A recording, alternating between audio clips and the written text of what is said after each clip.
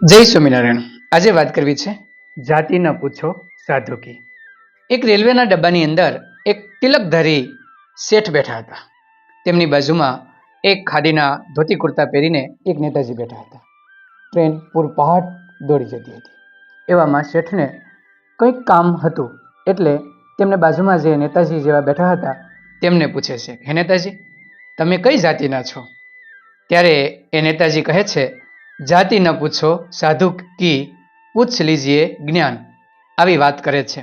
ત્યારે પેલા શેઠ કહે છે કે તમે કપડાં તો સાધુ જેવા પહેર્યા નથી, કંઈ ભગવા કપડાં નથી, કોઈ સાધુ જેવો વેશ નથી, છતાં તમે સાધુ કઈ રીતના હો? અને આજકાલ તો ખાદીના કપડાં નેતા વાણિયા બધા જ લોકો, બ્રાહ્મણ બધા પહેરે છે, એટલે મને ખબર ન પડી કે તમે કઈ જાતિના છો। પેલા નેતાજી તેનો કોઈ જવાબ આપતા નથી અને છાપું લઈ અને વાંચવા માટે બેસી જાય છે। ફરી વખત ઓલા શેઠજી તેમને કહે છે કે તમે કહો તો ખરા, તમે કઈ જાતિના છો, મારે તમારું કંઈક કામ છે। એટલે પેલા નેતાજી કહે છે કે હું એક જાતિનો હોઉં તો તમને કહું ને। એટલે પેલા શેઠ કહે છે કે શું તમે વર્ણશંકર છો? શું તમારા પિતાજીએ બીજી જાતિની કન્યા સાથે લગ્ન કર્યા હતા? તમારી માતા બીજી જાતિની છે? જ્યારે વાત પિતાશ્રી સુધી પહોંચી ત્યારે પેલા નેતાજી બનેલા ભાઈએ તેમને કહ્યું કે જુઓ ભાઈ, હું તમને મારી વાત કરું। સવારમાં હું ગાંધીવાદી વિચાર અપનાવું છું, એટલે જાતે જ મારા ઘરનું સાફ સફાઈ કરું છું, શૌચાલયની પણ હું જ સફાઈ કરું છું। ત્યારે હું એક સફાઈ કામદાર બની જાઉં છું। ત્યાર પછી હું મારા બૂટ ચપ્પલ સાફ કરું છું, ત્યારે હું એક મોચી બની જાઉં છું। ત્યાર પછી જ્યારે હું મારી દાઢી કરું છું ત્યારે હું એક હજામ બની જાઉં છું। ત્યાર પછી હું કપડાં પણ હું મારી જાતે જ ધોઉં છું, ત્યારે હું ધોબી હોઉં છું। અને આગળ જતાં હું જ્યારે કોઈ મારા ઘરનો હિસાબ કરવા બેસું છું ત્યારે હું એક વેપારી બની જાઉં છું।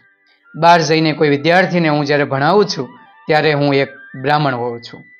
આમ અલગ અલગ રીતે ક્યારેક હું કોઈની રક્ષા કરી દઉં છું તો હું ક્ષત્રિય બની જાઉં છું। તો આટલી બધી મારી જાતિ છે। બોલો શેઠજી, આમાંથી હું કઈ જાતિ તમને બતાવું? આમાં મને જ ખબર નથી પડતી કે મારી જાતિ કઈ છે। પેલા નેતાજી જે બાજુમાં બેઠેલા શેઠ સ્તબ્ધ થઈ ગયા। એ પણ વિચારમાં પડી ગયા કે વાત તો સાચી છે, એ જ વ્યક્તિ અનેક પ્રકારના કામ કરે છે, કામ પ્રમાણે જો જાતિ હોય તો એ માણસ બધી જાતિનો છે। આમાં જાતિનું ગૌરવ ક્યાં રહ્યું? અને એ પણ એ નેતાજીને વંદન કરી રહ્યા છે। એ જ સમયે ટ્રેન સ્ટેશન ઉપર પહોંચી જાય છે અને એ નેતાજીને લેવા માટે અનેક લોકો આવી પહોંચે છે।